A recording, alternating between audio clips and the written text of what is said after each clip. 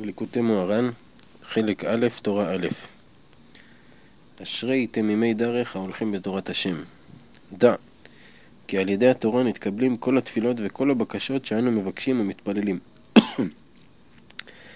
ואכן והחשיבות של ישראל נתעלה ונתרומם בפני כל מי שצריכין, הן ברוחני, הן בגשמי. כי עכשיו בעוונותינו הרבים, חן וחשיבות האמיתי של ישראל נפל. כי עכשיו עיקר החשיבות והחן הוא אצלם. אבל על ידי התורה נתעלה החן והחשיבות של ישראל. כי התורה נקראת איילת האבים ויעלת חן, שמעלה חן על לומדיה. ועל ידי זה נתקבלים כל התפילות והבקשות. כי איש הישראלי צריך תמיד להסתכל בשכל של כל דבר, ולקשר עצמו אל החוכמה והשכל שיש בכל דבר, כדי שיעיר לו השכל שיש בכל דבר להתקרב להשם יתברך על ידי אותו הדבר.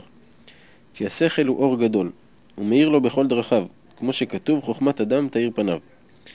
וזה בחינת יעקב, כי יעקב זכה לבכורה שהוא ראשית, שהוא בחינת חוכמה, כמו שכתוב ראשית חוכמה.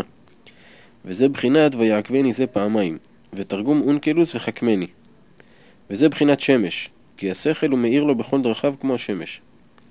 וזה בחינת ואורך צדיקים כאור נוגה, הולך ואור עד נכון היום.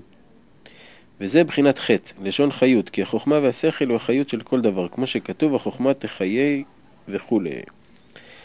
אך מחמת שאור השכל גדול מאוד, אי אפשר לזכות אליו כי אם על ידי בחינת נון, שהוא בחינת מלכות, כמו שכתוב לפני שמש ינון שמו. ופרש רש"י לשון מלכות. וזה בחינת לבנה, כי הלבנה אין לה אור מעצמה, כי היא מה שמקבלת מהשמש. וזהו בחינת מלכות, דלת לה מגרמה כלום, אלא מה שמקבלת מן החטא שהיא בחינת חוכמה, בחינת שמש כנל. ונעשה אור הלבנה כאור החמה. אבל מי שאינו מקשר עצמו אל השכל והחוכמה והחיות שיש בכל דבר, זה בחינת עשיו, שביזה את הבכורה. כמו שכתוב, ויבז עשיו את הבכורה, דהיינו השכל כנל. בחינת לא יחפוץ כסיל בתבונה כי אם בהתגלות ליבו. וזה בחינת מלכות הרשעה, בחינת לבנה דסיטרא אחרא שעליה נאמר וחפרה לבנה. וזה בחינת יצר טוב ויצר הרע. כי היצר טוב נקרא מסכן וחכם, בחינת מלכות, שהיא בחינת ענייה ודלה דלת לה מגרמה כלום, כי היא מה שמקבלת מחוכמה. ויצר הרע נקרא מלך זקן וכסיל, בחינת מלכות דסיטרא אחרא, שאינה חפצה בחוכמה ושכל. בחינת לא יחפוץ כסיל בתבונה כי אם בהתגלות ליבו כנל. וצריך כל אחד ליתן כוח לבחינת מלכות דקדושה, להתגבר על מלכות דסיטרא אחרא. וכמו שאמרו רבותינו זיכרונם לברכה, לעולם ירגיז אדם יצר טוב על יצר רע. ועל ידי מה נותן כוח למלכות דקדושה? על ידי התורה שהוא עוסק בכוח, כמו שאמרו רבותינו ז"ל שם, לעולם ירגיז וכו'. היא יעזל מוטב, ואם לאו יעסוק בתורה. וכמו שאמרו רבותינו זיכרונם לברכה, אם פגע בך מנוול זה מושכהו לבית המדרש. כי על ידי התורה נותן כוח למלכות דקדושה. ואזי מקבל את המלכות שהיא בחינת נון, חיות מן החוכמה שהיא בחינת חטא. ונתחבר ונתקשר החטא והנון, ונעשה אור הלבנה כאור החמה. וכשזה קם זה נופל. ואזי נופל ונתבטל מלכות הרשעה, כמו שכתוב כי ישרים דרכי השם צדיקים ילכו בם ופושעים ייכשלו בם. היינו על ידי דרכי השם, היינו התורה, על ידי זה הצדיקים שדבקים במלכות דקדושה, הם נתחזקים ומקבלים כוח על ידי זה.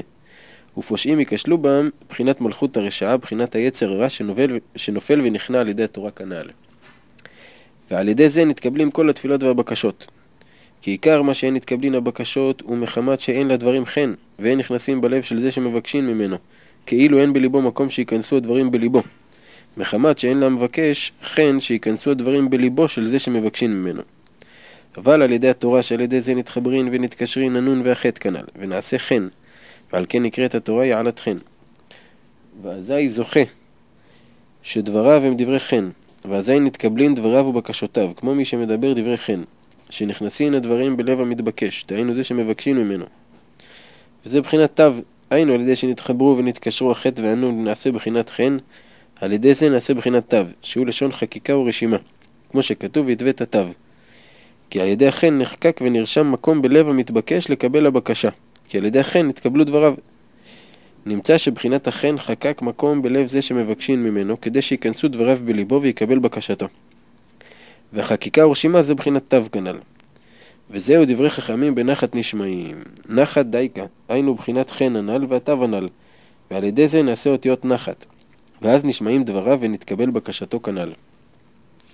ועל כן יעקב שהוא בחינת השכל כנ"ל, על כן זכה לחן, כמו שכתוב כחנן אלוקים וכו'.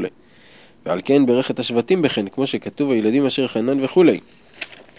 ובנימין לא היה אז, ועל כן ברכו יוסף בחן, כמו שכתוב אלוהים יוחנך בני. ודווקא יוסף היה יכול לברכו בחן, כי יוסף היה כלול ביותר מבחינת יעקב, כמו שכתוב אלה תולדות יעקב יוסף. כי הוא היה עיקר תולדותיו, כי יעקב יוסף כחד החשיבי. ועל כן נאמר ביוסף בכור שורו הדר לו, בכור הוא בחינת השכל כנ"ל. וזהו שורו לשון הסתכלות, כי צריכים להסתכל בשכל שיש בכל דבר כנ"ל. וזהו הדר לו תרגם אונקלוס זיבלה, לשון אור, כי השכל מאיר לו בכל דבר, אפילו במקום שהיה אופל וחושך מאיר לו השכל, כשזוכה להסתכל על השכל שיש שם בכל דבר. הוא מקרב אותו לשם יתברך. וזה פירוש מה שאמר רבא בר בר חנה, היי גלה דמת בלספינתא מתחזה קיצוציתא דנורא חיוורתא ברישא ומכין לה באלבתא דחקיק עלה אהיה אשר אהיה. פירש רשב"ם צוציתא דנורא חיוורתא אש לבנה ומלאך מזיקו. גלה הוא היצר הרע. דמת בלספינתא הוא החן והחשיבות, לשון ספון וחשוב. כי היצר הרע רוצה להטביע ולהשפיל חס ושלום מבחינת החן והחשיבות של ישראל, מבחינת מלכות דקדושה. ומתחזה קיצוציתא דנורא חיוורתא ברישא, כי מתחילה היצר הרע מתלבש עצמו במצוות ומטעה את האדם, כאילו מסיתו לעשות מצווה. וזהו בחינת צוציתא דנורא חיוורתא, אש לבנה. אף על פי כן מלאך מזיק הוא. ומכינן לה באלבתא דחקיק עלה אהיה אשר אהיה. היינו שעיקר הכנעתו של היצר הרע הוא על ידי התורה, שהיא כולה שמותיו של הקדוש ברוך הוא. והתורה היא בחינת וו, כי הלוחות אורכן וו ורוחבן וו.